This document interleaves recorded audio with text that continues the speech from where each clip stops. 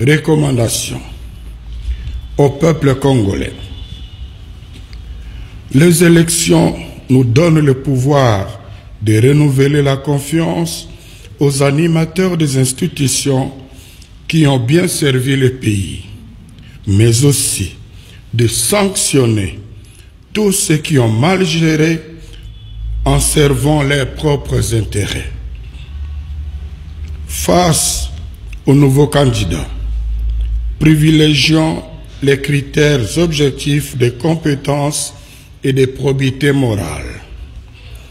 Prenons donc conscience de notre responsabilité en tant que souverain primaire en disant non aux opportunistes qui changent de camp à la recherche des intérêts personnels.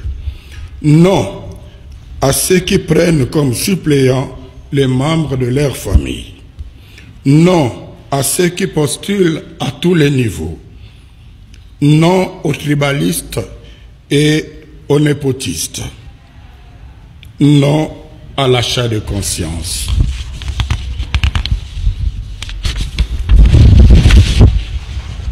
Sachant que l'acte que nous allons poser le jour du scrutin est décisif pour l'avenir de notre pays. Compte tenu des expériences malheureuses des cycles passés, ne quittons pas les bureaux de vote tant qu'on n'aura pas affiché les résultats.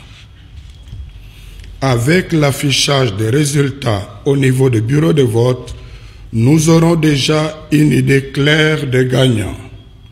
La CENI n'aura d'autre choix que de les confirmer. Au cas contraire, ce serait une haute trahison et n'attendons pas une autre instance pour nous remettre dans nos droits. Nous avons le pouvoir constitutionnel, confère article 64, nous permettant d'imposer pacifiquement la vérité des urnes. À ce niveau, la contribution de la Conférence épiscopale nationale du Congo SENCO est d'accompagner ce processus avec une mission d'observation conjointe avec l'Église du Christ au Congo, l'ECC. Bien entendu, cet accompagnement n'aura de sens que si la CENI donnait un minimum de garanties de transparence. Autrement, nous n'allons pas nous aligner. Au gouvernement, nous demandons de garantir la sécurité des personnes et de leurs biens, de protéger les frontières nationales, de veiller au respect des droits et libertés de toutes les parties prenantes engagées au processus électoral conformément aux textes légaux. À la CENI, de garantir la transparence des opérations de vote et de dépouillement par le respect des dispositions légales concernant la cartographie des centres et bureaux de vote, l'accréditation des observateurs électoraux, des témoins des partis politiques et des journalistes, la publication des listes électorales définitives, la publication des résultats provisoires des scrutins par bureau de vote.